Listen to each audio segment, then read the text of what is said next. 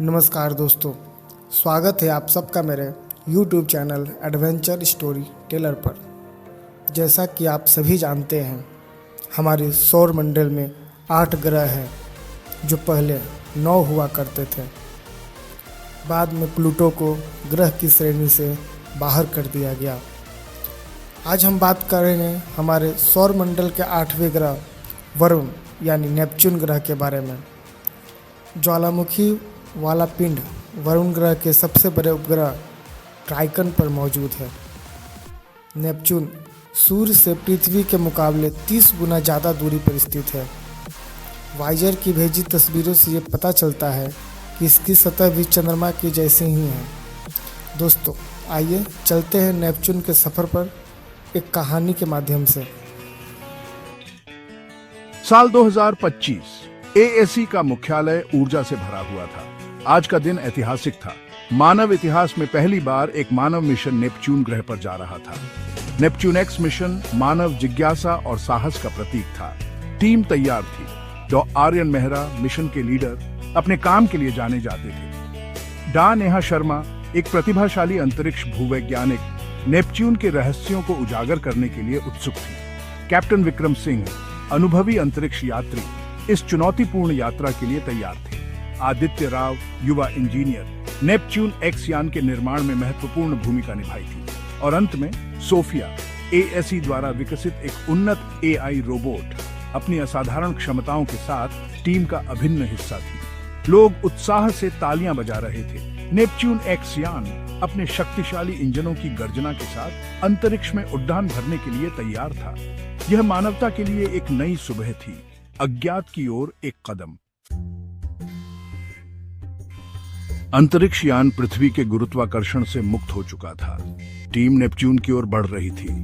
दिन हफ्तों में और हफ्ते महीनों में बदलते गए। यात्रा लंबी और थका देने वाली थी, लेकिन टीम का उत्साह कम नहीं हुआ। वरुण हमारे सौर मंडल का 8वां और सूर्य से सबसे दूर स्थित ग्रह है। एक विशाल बर्फीला गैस दानव जिसकी सतह पर हवाएं तूफान की गति से चलती हैं। एक दिन यान के सेंसर ने एक अजीब सिग्नल का पता लगाया। यह सिग्नल नेपच्यून से आ रहा था, लेकिन इसकी प्रकृति अज्ञात थी। क्या यह कोई तकनीकी खराबी थी या कुछ और? टीम में उत्सुकता और थोड़ी घबराहट थी। नेपच्यून का वायुमंडल घना और अशांत था। यान हिल रहा था जैसे किसी तूफान में फंसी हुई एक छोटी सी नाव। हम सुरक्षित उतर चुके हैं। वे एक विशाल बर्फीले मैदान पर उतरे। नेपच्यून की सतह वीरान और रहस्यमय थी। आसमान गहरे नीले रंग का था, जिसमें तारों की जगह धुंधली रोशनी थी। ठंड भयानक थी। टीम ने अपने विशेष सूट पहने जो उन्हें नेपच्यून के वातावरण से सुरक्षित रखते थे। सेंसर से मिले सिग्नल के स्रोत का पता लगाना पहली प्राथमिकता थी। सिग्नल एक गुफा से आ रहा था जो कुछ दूरी पर स्थित थी। टीम ने अपनी खोज शुरू की। हर कदम एक चुनौती था, लेकिन उनका दृढ़ संकल्प अटूट था। गुफा अंधेरी और ठंडी थी। टीम के कदमों की आवाज गुफा में गूंज रही थी। सोफिया ने अपने सर्च लाइट्स चालू किए, जिससे गुफा के कुछ हिस्से प्रकाशमान हो गए। गुफा की दीवारों पर अजीब प्रतीक उकेरे हुए थे। गुफा के अंत में एक विशाल कक्ष था। कक्ष के केंद्र में एक प्राचीन उपकरण रखा था जो धीरे धीरे चमक रहा था। यह उपकरण अत्यंत जटिल और सुंदर था, जैसे किसी अज्ञात सभ्यता की कलाकृति। यह क्या हो सकता है? जैसे ही आर्यन ने उपकरण को छुआ, उसमें से एक होलोग्राम प्रकट हुआ। होलोग्राम में एक चेतावनी संदेश दिखाई दे रहा था, एक ऐसी भाषा में जिसे कोई नहीं समझ सका, लेकिन संदेश का भाव स्पष्ट था, खतरा। टीम चेतावनी संदेश को समझने की कोशिश कर ही रही थी कि अचानक गुफा हिलने लगी। एक ओग्लुशिटलनीय ग्रोखौत ने उन्हें अपनी चपेट में ले लिया। जल्दी से वे अपने अंतरिक्ष यान की ओर भागे। गुफा के बाहर एक अविश्वसनीय नजारा उनका इंतजार कर रहा था। एक विशाल चमकदार अंतरिक्ष यान आकाश में मंडरा रहा था। इसका आकार अजीब था, जैसे किसी विशाल धातु के पक्षी का।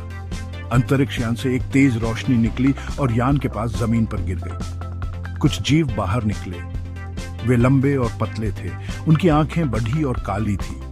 उनके पास कोई मुंह या नाक नहीं था, सिर्फ एक चिकना सफेद सिर। यह एक एलियन प्रजाति थी जिसे पहले कभी नहीं देखा गया था। हमें यहां से जाना चाहिए। टीम अपने अंतरिक्ष यान की ओर भागी। एलियन जीव भी उनके पीछे दौड़े।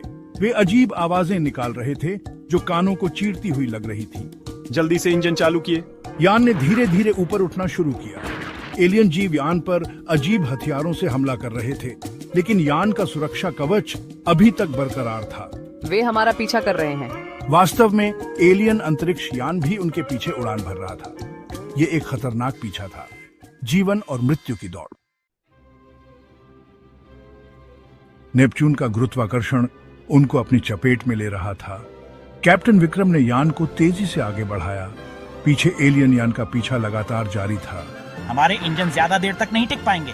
वास्तव में एलियन हथियारों ने यान को कुछ नुकसान पहुंचाया था। एक रास्ता है, हमें एक छोटा वार्म होल दिखाई दे रहा है।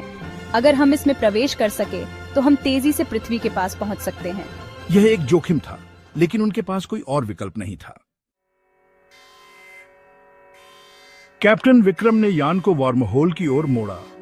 अंतरिक्ष और समय विकृत हो गया। कुछ क्षण के लिए उन्हें ऐसा लगा जैसे वे एक रंगीन सुरंग में से गुजर रहे हों। फिर अचानक वे पृथ्वी के कक्षा में थे, लेकिन उनकी मुश्किलें अभी खत्म नहीं हुई थी। एलियन यान भी वार्म होल से बाहर आ चुका था।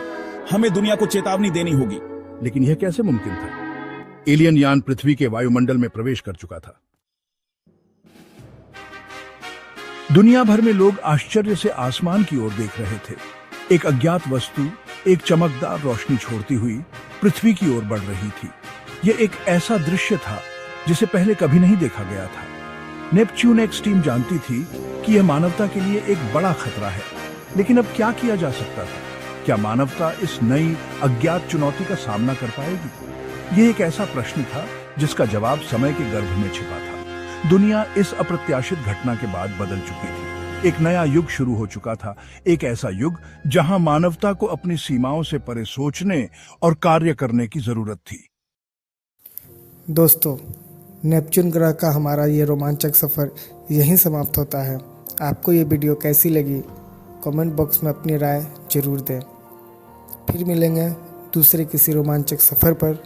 तब तक के लिए बाय एंड टेक केयर।